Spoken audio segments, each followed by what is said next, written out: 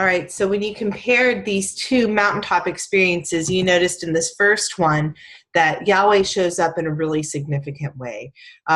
When Elijah is up against the prophets of Baal, Baal doesn't show up at all. Yahweh sends fire. That's a big deal. Then group B, you noticed that Elijah, even though Yahweh has shown up in this really extraordinary way, that he's still scared. Jezebel threatens to kill him, and he runs all the way to Mount Sinai.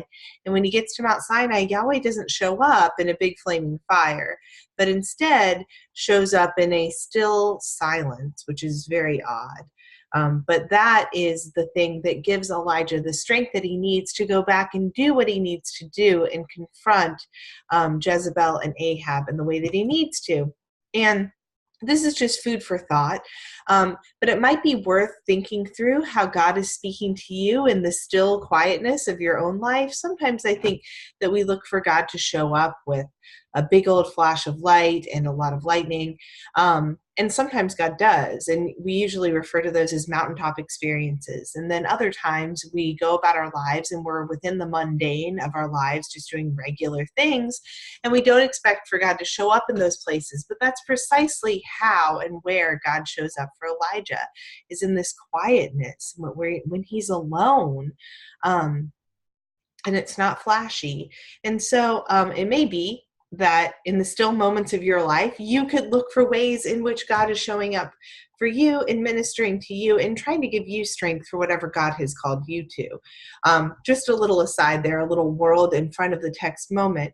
Well, after God does this and Elijah feels nourished and prepared to go back and do his ministry, he actually passes on the mantle of being a prophet to his understudy, Elisha.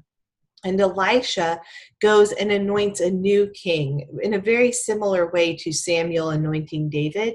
And the hope is that this new king, Jehu, will bring back to Israel a life that is oriented around God, this northern kingdom. They've gone astray ever since they split off from the south, and maybe this new king will accomplish that. But this new king actually does not accomplish that. Sorry, that was bad, wasn't it? I'm going to go up here and just show you really quickly what Jehu does. So Jehu becomes king in the north. And the important thing is that he gets rid of all of the descendants of Ahab and Jezebel. And here's Jezebel being thrown out of a window, and they're just totally done with this whole dynasty. The way that Jehu does it is actually really kind of ruthless and horrifying. And so you're getting this taste that maybe Jehu is not the king that we've been hoping for. He becomes the anointed one, but very quickly turns towards this kind of ruthless nature.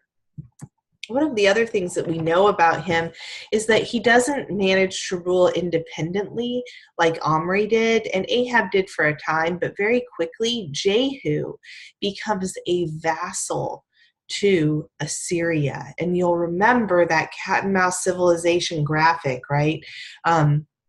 That Jehu his land gets taken over by Assyria, and he's allowed to stay on the throne, but only as an Assyrian vassal. And so he likely has an Assyrian vassal treaty, a suzerain vassal treaty with Assyria somewhere in his palace. And here, this is just kind of interesting. This is called the Black Obelisk. And this is an Assyrian monument that is about as tall as me, and I'm 5'7". And so it has just these different kind of comic book reliefs on it, and one of them has Jehu bowing down and kissing the feet or kissing the floor near the Assyrian king. And so we know that Jehu became a vassal to Assyria. It's also kind of cool that we get Jehu named in this Assyrian relief. Kind of a neat thing. I don't know, do with that what you will. But he weakens, and that's what happens, is he weakens and Assyria takes over. Now, shortly thereafter, after Assyria has taken over not only the northern kingdom, but also the southern kingdom. We don't have archaeological evidence for that, but we do find it here. The northern kingdom, let me see if, okay, so we're going to talk about the Syro-Ephraimite rebellion now, and it gets really technical, so I need you to get ready. So I'm going to try to annotate this and see if I can make it work for us, because it might be fun. So we've got the northern and the southern kingdom, right? Here's Israel. Here's the northern kingdom. Here's the southern kingdom. Now, both kingdoms are vassals to Assyria, and they're having to pay Assyria a whole bunch of taxes they don't want to pay. And so the northern kingdom, which is sometimes called Ephraim because Ephraim is the biggest tribe in the northern kingdom, decides to get together with this nation up above them called Syria. So this is Syria. It's an SY, so you don't get it confused with the southern kingdom. So these two get together and they decide that they are going to form an alliance and they're going to throw off the shackles of Assyria, the two of these guys together. They're like, that's it. We're through with Assyria. We're not going to pay them taxes anymore. They go down south and they say to the southern kingdom, would you please join us in trying to throw off Assyria? And the southern kingdom refuses. They refuse and they say, no, no, no, we're going to keep paying our taxes to Assyria. We don't want any trouble. And this causes actually quite a bit of trouble for the southern kingdom because they refuse to be a part of what the northern kingdom and Syria are doing. And so the northern kingdom and Syria start to attack the southern kingdom to try to get them to join the battle, which doesn't to me seem like the best way to go about things, but it's what they come up with. So they attack the southern kingdom to try to get them to join in the battle. And eventually the southern kingdom is so freaked out that they seek the help of the prophet Isaiah. This is Ahaz, the king of the southern kingdom. And he asks Isaiah, what can I do? And Isaiah says, don't worry, God's going to take care of them. And eventually what happens is, let's pretend that Assyria is all the way over here in Mesopotamia. Here's Assyria. Eventually Assyria comes in and totally decimates both Syria and the northern kingdom for the Syro-Ephraimite rebellion. And this whole area is completely laid waste. That's what's going to happen. All right, so let's see here. We need to stop annotating.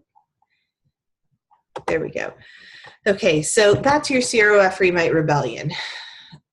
The northern kingdom and Syria get together and they are trying to stop paying taxes to Assyria. They ask the southern kingdom to help and the southern kingdom says no. And so they attack the southern kingdom. The southern kingdom's like, this stinks.